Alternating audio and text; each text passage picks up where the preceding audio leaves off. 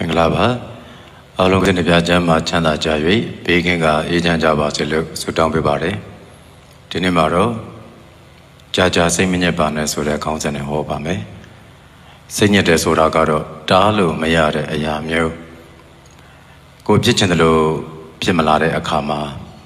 မကျေနပ်ခြင်းကနေစပြီးတော့စိတ်ညစ်ကြတာပဲကိုဖန်တီးတယ်လို့မဖြစ်ခြင်းကိုပုံဖော်တယ်လို့ဖြစ်မလာခြင်းကိုရည်ရွယ်တယ်လို့ပုံပေါ်မလာခြင်းစတဲ့အရာတွေဟာလူတွေကိုစိတ်ညစ်စေတာပဲကိုနေခြင်းတဲ့နေရာမှာမနေရခြင်းကိုပေါင်းသင်းခြင်းတဲ့သူနဲ့မပေါင်းသင်းရခြင်းကိုစားခြင်းတာကိုမစားရခြင်းစတဲ့အသေးအဖွဲလေးတွေကစပြီးတော့ဘဝကြီးတစ်ခုလုံးနဲ့သက်ဆိုင်သောအရာတွေအထိ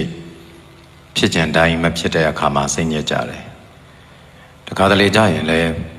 ဘာမှမဟုတ်တဲ့ရာသီဥတုအပြောင်းလဲလေးအရာလဲစိတ်ညစ်ခြင်းစိတ်ညစ်တယ်ပူလောင်နေလို့လဲစိတ်ညစ်ခြင်းစိတ်ညစ်တယ်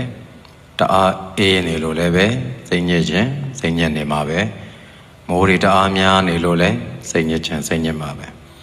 အဲ့တော့စိတ်ညစ်တတ်တယ်ဆိုတဲ့သဘောတရားကစိတ်ခံစားမှုသဘောတစ်ခုသူကလည်းကိုယ်အာရုံပြုတဲ့တရားတွေအပေါ်မှာကိုယ်နှလုံးသွင်းမှုပေါ်မှာမူတည်တာကိုယ့်ရဲ့ပတ်ဝန်းကျင်ကဘယ်လိုမှပြောစရာမကောင်းသောအနေအထား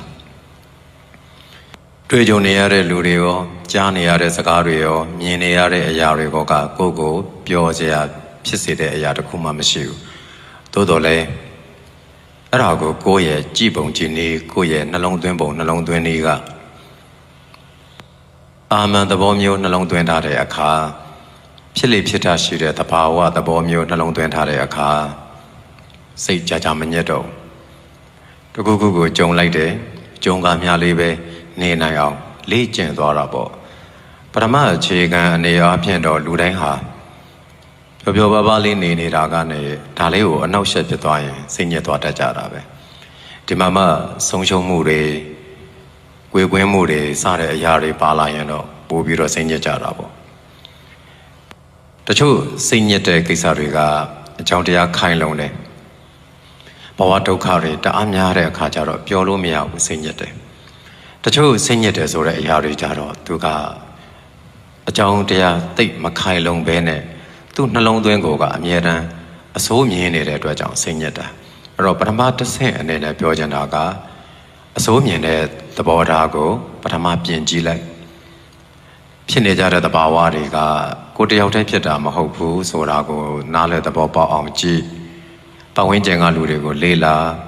သူတို့လည်းပဲသူတို့နီးသူတို့ဟန်နဲ့အခက်အခဲတွေကြုံနေတာပါလားလို့မြင်လိုက်ရင်အဲ့မှာကိုယ့်ရဲ့အမြင်အမှန်တိုင်းမြင်သွားတဲ့အတွက်ကြောင့်ကိုယ်တယောက်တည်းကွက်ပြီးတော့ဖြစ်နေတာမဟုတ်တဲ့အတွက်ကြောင့်ထူးပြီးတော့စိတ်မညစ်တော့ဒါမိုးပြိုအများပဲသူလည်းခံရတယ်ကိုယ်လည်းခံရတယ်ဒီလိုကာလထဲမှာဘယ်လိုထွက်ပေါက်ရှာမလဲဆိုတဲ့နီးရှာတတ်ဖို့ဉာဏ်သုံးတတ်ဖို့ပဲလိုတာအဲ့တော့လိုလင်ကြံစနေလန်းရအမြဲတမ်းကြံစနေတဲ့သူမျိုးပေါ့လက်တွေ့ကြတဲ့ဘဝကိုရှောက်ပြီးတော့လက်တွေ့ဆန်ဆန်တွေးခေါ်တတ်ခြင်းဟာစိတ်ညစ်မှုကိုပျောက်စေတယ်မလိုတဲ့အရာတွေကိုတွေးပြီးတော့မဖြစ်နိုင်တဲ့အရာတွေပါစုပေါင်းပြီးကောင်းတဲ့ထည့်ထားတဲ့သူတွေဟာစိတ်ညစ်စရာများမှာပဲအဲ့တော့အခုစိတ်ညစ်အခုခါထုတ်ပလိုက်လို့ရတဲ့သူမျိုးရှိသလိုအခုစိတ်ညစ်တဲ့တစ်သက်လုံးထိဆွဲခေါ်သွားတဲ့သူတွေလည်းရှိတယ်အဲ့တော့ကာလတိုကာလရှည်စသည်ဖြင့်ဆွဲခေါ်သွားတတ်တဲ့သူတွေရှိတယ်အဲ့တော့စိတ်ညစ်မှုကိုအကြာကြီးဆွဲခေါ်မသွားရဘူးခုနဘုန်းကြီးပထမပြောလိုက်သလိုအခုစိတ်ညစ်အခုခါထုတ်ပလိုက်တယ်ဆိုတဲ့နည်းကိုဟုတ်ပါမလားလို့တန်တရားဖြစ်ကောင်းဖြစ်မယ်ဟုတ်တယ်လို့ပြန်ဖြေရမယ်စိတ်ညစ်တယ်ဆိုတဲ့အရာမျိုးကိုကြုံပါများလာတဲ့ပုံကိုမျိုးတွေဟာခါထုတ်ပလိုက်တယ်ဆိုတဲ့ပုံစံအတိုင်းပဲအခုစိတ်ညစ်စရာကြုံလို့ရှိရင်ကောင်းတဲ့ကနေချက်ချင်းထုတ်ပလိုက်တယ်အဓိကကြတဲ့အလုပ်ကိုချက်ချင်းအာရုံစိုက်တယ်အာရုံပြောင်းပြစ်တယ်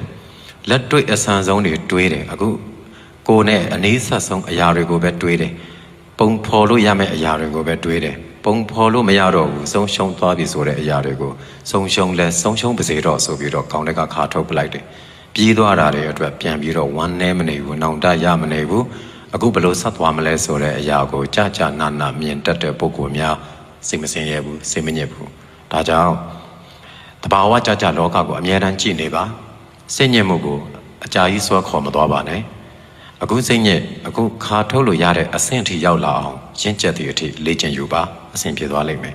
ဘယ်အရာမှကြာကြာတည်မြဲတာမဟုတ်ဘူးစ조사နေတဲ့၍အခွင့်အလမ်းရှိတယ်အခုတက်ကြွစွာနေလိုက်တာနဲ့တပြိုင်နက်အခုတက်ကြွစေမဲ့အာယုံတစ်ခုခုကိုယူလိုက်တာနဲ့တပြိုင်နက်စိတ်ညစ်မှုကပျောက်သွားလိမ့်မယ်စိတ်ညစ်မှုတွေအားလုံးဝေးကြပါစေတရားနာသူအပေါင်းနဲ့ကဘာသူကဘာသားအပေါင်းအခက်ခဲပြဿနာမှန်သမျှကိုကြော်ဖြတ်နိုင်၍စိတ်ညစ်မှုကင်းကအေးချမ်းပျော်ရွှင်အောင်မြင်ကြပါစေ